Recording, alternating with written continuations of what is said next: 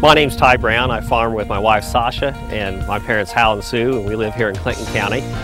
We are legally two separate farming operations. My wife and I are sole proprietorship. My mom and dad have a family corporation, a C Corp. We farm together but yet separate. This farm was founded in 1864. You know, my great-great-great-grandfather so many times actually walked here from Pennsylvania to find this property, went back to Pennsylvania and brought his family back out here after he located this. So it is a Hoosier homestead farm and has Andrew Jackson's name on the deed. I am the sixth generation of Browns to be farming. It's always been a family farm. For as long as I've been told, it's always been two generations farming together.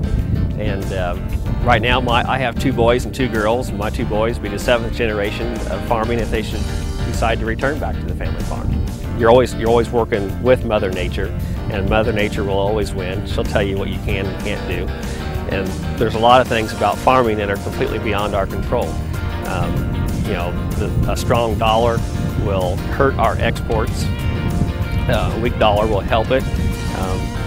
What the markets do can be driven by funds, or it can be driven by fundamentals, or a combination of, and it's really hard to predict what direction the markets are going to go. And you know, in a lifetime, you may think of from the standpoint, let's say I farm 40 years, for example. I'll have 40 crops. So in a way, one way of looking at it is I'll have 40 paychecks versus maybe if you get paid bi-weekly somewhere else, you're getting a paycheck every other week. I'll have 40. I mean, yeah, I'll haul my corn in multiple times, but it's all dependent on just 40 crops. So when you think of it from that standpoint, not too many paychecks. I mean, it's important to know that, you know, we breathe and drink the same air and water that you do. Our family has been on this farm, this location, since 1864. One well here, for example, many families used it before. We continue to use that well for the hog barn. Same drinking water. We do not want to do anything. I mean, we're drinking it. We don't want to do anything polluted. So, and yet we mix a lot of chemicals and everything here. So some things we've done, for example, is we built a fertilizer containment facility. Should a hose rupture or a tank develop a leak, we have a concrete structure which will hold. Basically, it allows for the maximum capacity of the biggest tank in there and rainwater. We have a loading pad, so should, when we unhook a hose, a little chemical splash out, or say we have a chemical tank, a shuttle of chemicals, develops a leak, it's all contained. And so we'll separate that. If we have a leak of just one product, we'll contain it, reuse it, pump it into another tank, and it'll be used like nothing ever happened. If we get a multitude of chemicals mixed together, we have ways of working with that as well. The sprayer behind me, it uses satellite technology, GPS-driven technology, where as we travel into an area where we've already applied chemicals, the computer recognizes that the spray boom on that sprayer is going into an area that's already been treated.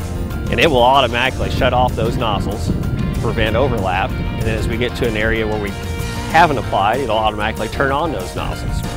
The equipment we have also has the ability to increase the fertilizer rate on the go or decrease it on the go. For example, we soil test our fields on 2.5 acre grids. We know that this field here, I mean, it is a living organism. It is not the same in every square inch. It is different throughout the entire field.